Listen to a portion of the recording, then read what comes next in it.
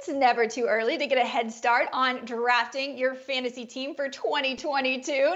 I'm Jen Piacenti with Sports Illustrated, and I've brought in Sports Illustrated's senior fantasy analyst, Michael Fabiano, to help us figure out if the draft was happening today, who we should be considering taking in the first round. Now, Fabs, all of these picks are in a PPR league, and they are as if we are drafting today. And I see your number one pick, probably no big surprise, Jonathan Taylor.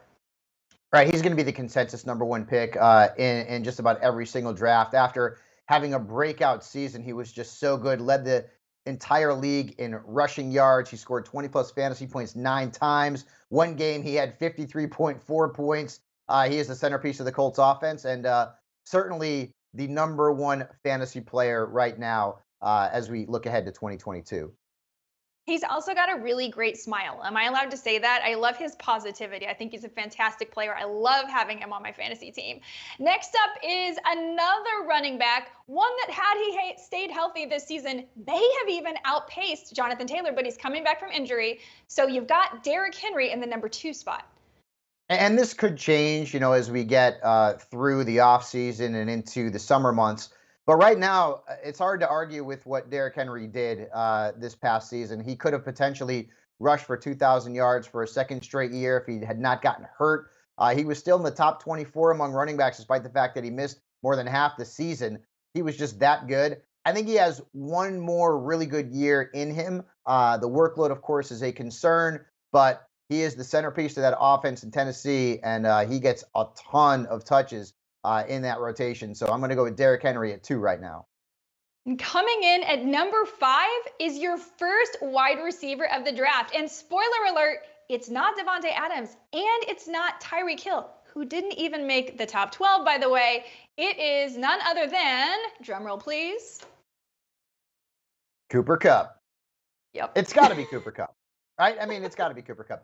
Right now, with the question marks about whether or not Aaron Rodgers will be back in Green Bay and whether or not Davante Adams will be in Green Bay. We'll get those questions answered, of course, throughout the offseason. But Cooper Kupp's coming off of the greatest season of all time among wide receivers. He was Jerry Rice. He was every bit as good as Jerry Rice ever was in a single season. He scored almost 440 PPR points, which is crazy, right? Now, he had an extra game to do it, but still, his performance was unbelievable. Now, I will tell you this. I always say beware the magical season. Regression is coming. But even if Kupp sees a dip in his points per game, average maybe 6 to 7 points per game, he's still going to be a top 5 fantasy wide receiver. And that rapport he has with Matthew Stafford is certainly something special. Yeah, I mean, barring injury, I don't see Cooper Kupp getting anything but more chemistry with Matt Stafford. And by the way, the Rams, 80% of their offense comes through the air. That's how they score. So Cooper Kupp is in a great situation. I think those guys are really good pals, and it's working. No one seems to be able to stop them. So coming in at number 6, you got a guy that was the consensus number 1 pick overall for the past 2 years, but it hasn't always played out that way. But you are saying go back to the well with Christian McCaffrey. He's one of those players, Jen. He's just so tempting, right? And 6 overall, I think this is kind of where you're going to start to see people drafting Christian McCaffrey. Now, I understand. He's played 10 games the last 2 years. And if you're one of those people who is risk adverse, then, well, you pass on Christian McCaffrey. But over the last 2 seasons, he's averaging nearly 22 points per game. He's still a young running back. Now, again, I get it. If you don't like risk, well, you probably shouldn't draft Christian McCaffrey. But I don't know that McCaffrey is going to have another lost season, 3rd year in a row. Maybe he will. But at this point in drafts, I think he's worth that risk. Because he is a guy who, once again, will give you 20 points per game minimum in that Carolina Panthers offense. It just really depends on whether or not you want to take a guy who's missed so much time over the last couple of seasons. I 100% agree with you, Fabiano. I mean, when he does play, he puts up monster numbers. It's not like he eases back in and he gives you crummy numbers in the few games he plays. On a per game basis, he's phenomenal. And look how long we trusted Saquon Barkley, who was not the same. He did not come back and immediately put up numbers for you. So I have a lot more faith and trust in Christian McCaffrey. Doesn't have another fluky injury. I think he's a great pick at number 6. I think it's really good value. So I'm with you 100%. Coming in at number 7, Dalvin Cook. Number 8, Davante Adams. Of course, question marks about who will be throwing him the ball. So that's an interesting one. And at number 9, Alvin Kamara, and I'm really interested in your take here. We know he's always been a PPR monster, but now there's no Sean Payton. We don't know who the quarterback is. So how are you valuing Alvin Kamara at number 9? Where do you come up with that valuation? It's a lot of question marks there in New Orleans, right? You talked about the coaching staff, the quarterback situation, the salary cap situation, Michael Thomas's return to the offense, and how that's going to affect Kamara. And he's coming off a bad season from a pass catching perspective, right? Based on his high standards. True. First year, he hadn't had at least 81 catches. And that's really a big part of his fantasy appeal. So I still feel like Kamara is going to be worth a first round pick, even in a worst case scenario, because the volume of touches will be there. But whether or not we see Kamara at the same level that we did in 2020 ever again, that's probably debatable at this point, but still a first round running back.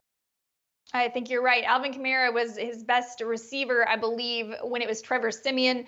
Not as good with Taysom Hill, obviously. So many question marks there, but you're right. Alvin Kamara, he's still a stud. He's still going to be worth a round 1 pick. And then at number 10, you've got Joe Mixon. We finally trust him. He gave us that full season. He was great this year. I had him on my Scott Fishbowl team. Thank you very much, Joe Mixon. And at number 11, Justin Jefferson, who proved sophomore slump. I'm not listening to you guys. I am amazing. And he was fantastic again this year. And then finally, at number 12, not Tyreek Hill. You got another LSU wide receiver. And it's Jamar Chase. And this is what's great. I'm a running back truther, Jen. I love running back. Me too. I've got several wide receivers in the first round. And that is something that's a bit different for me. But Jamar Chase is coming off of a spectacular rookie season. Only Randy Moss had a better rookie season based on fantasy points, and it was very, very close. And listen, this Bengals offense, you want shares of it. You know, you want Joe Burrow, you want T. Higgins, you want Jamar Chase. And if you're drafting at the end of the first round, you'll likely be able to get that running back at the top of round 2.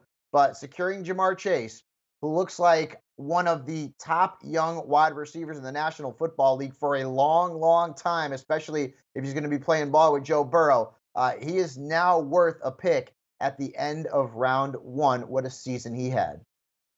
Long time. That is a young, talented team, and I don't know how defenses are going to be able to solve them when Joe Burrow is only getting better and better, and he has so many weapons. I mean, you've got 2 of his weapons right here in the first round, and I'm sure T. Higgins and even Tyler Boyd is going to be a great pick later in drafts. So I absolutely love it. It's a fantastic first round. Of course, things can change, and you know what? As more news comes in, things will change, but don't worry, because we will always have you covered over at si.com/fantasy.